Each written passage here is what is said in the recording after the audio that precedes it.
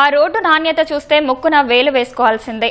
రోడ్డుపై వాహనాలు వెళ్తే పాడవడం కాదు కదా, చేయితో తీస్తేనే తారు ఊడిపోతోంది.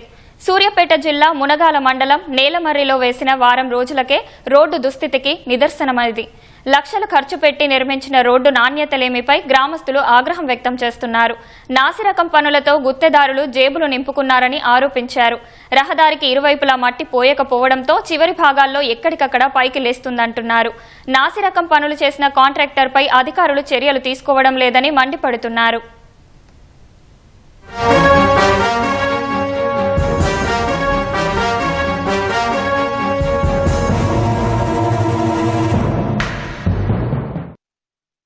$80 లక్షలు ఖర్చు పెట్టి ఈ రోడ్డు వేశారు. ఈ రోడ్డు వేయడం ఎంత దారుణంగా ఉందంటే చాలా ఇంచు మందం కూడా లేకుండా ఒక మనిషి ఇలా పట్టుకొని ఇట్లా లేపితే వచ్చేస్తుంది. ఒక బండి స్టాండ్ వేసిన బండి దిగబడుతుంది. ఈ రోడ్డు మీద చాలా రస్తా జరుగుతుంది. దీనిపైన కాంట్రాక్టర్లు కొంచెం చాలా అశ్రద్ధ చూపించారు.